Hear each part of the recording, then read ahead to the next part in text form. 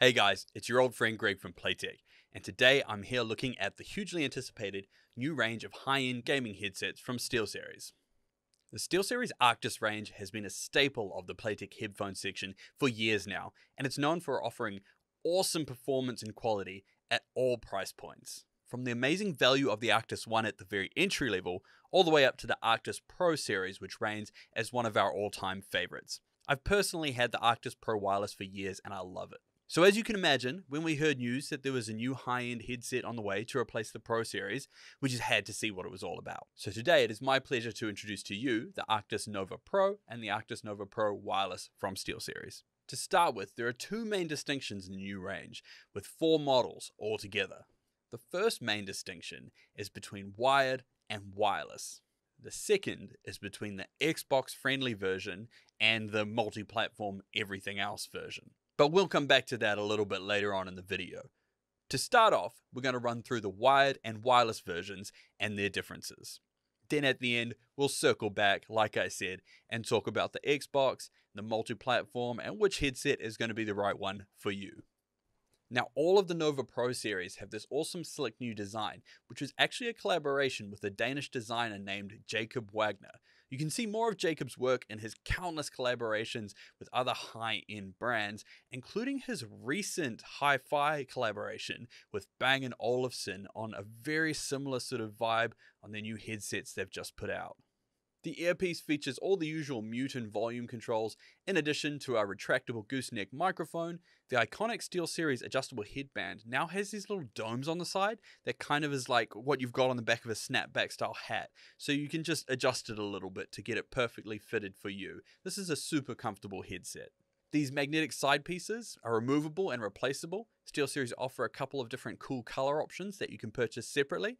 And on the wireless version, this is actually where you'll find the battery compartment. One thing that I always really appreciate about the high-end Steelseries wireless headsets is that they actually give you a spare battery. So that if you run out of juice in the middle of a game, you can just swap it straight out in a couple of seconds and just keep going. The leatherette earpads have considerably better isolation than the previous woven earpads, which leads to a more focused, direct, and immersive listening experience. I have to be honest, I was a little bit sad to see the Airweave pads go, but because they didn't have quite as good isolation, and it was a little bit antithetical to some of the noise cancelling options that we've got in the wireless model, so I can see why they've changed them.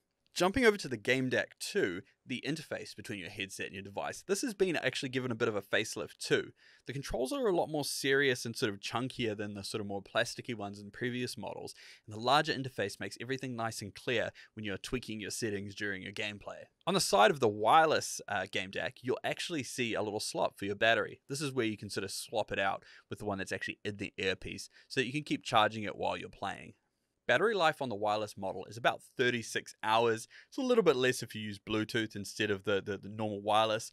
Once again, that spare battery sitting there, you're going to be ready to go no matter what. So you're never really going to get caught short on this because that's phenomenal battery life in addition to the spare one. Now, the sound quality in these headsets is exceptional. I wouldn't expect anything less from Steelseries. There's a little bit of a bump in the lows, which gives you that extra weight for explosions and gameplay sort of stuff, and, music, of course. And then another little sort of bump in the highs, which helps immensely with directional audio, like footsteps, gunshots, and things like that when you're playing games. This is a great sounding, crystal clear headset that, in my opinion, is capable of stepping on the toes of a lot of hi-fi headphones that are in the same sort of price point. And of course, you can tailor this frequency response a little bit with EQ and everything like that, but in my honest opinion, as is, this is actually a great sounding headset.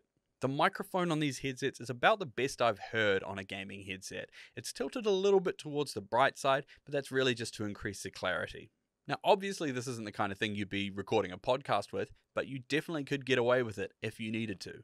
All of the Nova Pro headphones have surprisingly convincing spatial audio through either the Steelseries Sonar tab on the Steelseries GG app or through your console's surround sound settings. So this basically uses some fancy binaural techniques to make your headphones sound like a surround sound setup. It's great for everything from FPS shooters to immersive story games. You can hear things coming up behind you, and it's really pretty cool. Now let's jump into some of the key differences between the wired and wireless versions of the headset, because it's not as simple as one has a cord and one doesn't. On the wired version, we can actually jump into Windows settings and adjust the bit depth and sample rate all the way up to 24-bit 96 kHz for a super crisp audio experience.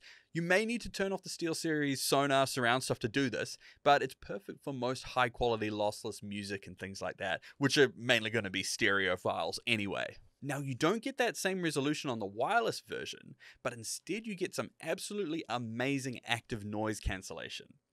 I think this might actually even be a first for a gaming headset. When you flick this on, it means that you can be gaming away while people are making noise all around you, and you'll stay completely oblivious and immersed in your game. It's really something that you've got to hear to believe, but all of us here at the office have been completely blown away by it. I was a little bit skeptical, but I gave it a good test and I was really impressed. I think this is the killer feature on this headset. The way I tested it was I sort of just set up my phone playing all kinds of sound effects. I had like traffic noises, I had a bit of music and some podcasts and stuff like that. And then I put the headset on and just flicked through the actual ANC settings on the actual game DAC. You can sort of flick through whether the active noise cancellation is on and off in real time, or you can actually just tap the power button and it will toggle it on and off. And it was really, really impressive. At first, you're kind of like, oh, is this really doing anything? And then you turn it off and you're like, holy crap. So I was really impressed by that. If you get like too immersed in it though, that could sometimes be annoying. You know, like if someone's banging on your door or something like that, or you're waiting for your Uber Eats delivery guy or something like that. So there is actually a transparency mode. So if you double tap on the power button or you jump into the game deck and adjust the settings, you can actually bleed back in a little bit of that exterior noise so that you can hear what's going on around you and everything, so you're not too isolated. And I think that's a really interesting and that's a really great feature, because you could be like, say, in an apartment or something where you have to game on headphones because you can't make much noise, but you still want to be able to hear, like I said, the Uber Eats guy at the door or someone trying to get in or something like that.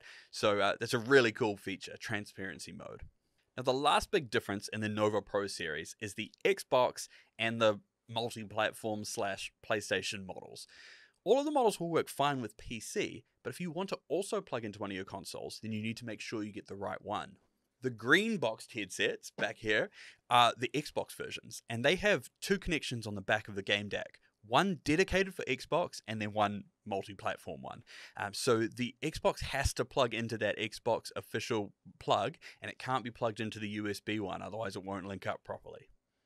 The orange box ones over here, they actually just have two, it's just labeled USB 1 and USB 2, and so they're actually multi-platform connections. So they won't work with the Xbox, but they'll work with your PS4, PS5, PC, and even your Nintendo Switch if you've got your Nintendo Switch in TV mode with the little dock thingy. So if you've got an Xbox at home, definitely go for the green one. But if you're not an Xbox guy, if you're PlayStation, PC, Nintendo, everything like that, go for the orange model. The default model, I guess they would call it. So aside from selecting the right one for your console, you're probably asking, which one should I get? If you're mainly sitting at a desk and you don't need to move around a lot, the wired version is fantastic. Even without the noise cancelling, the sound quality it's just great. It's just a really well built, all over good headset. The game DAC is a dream to use. The interface is nice and friendly and everything. I really can't fault it. But if we're being really honest here, I gotta come straight out and just say it.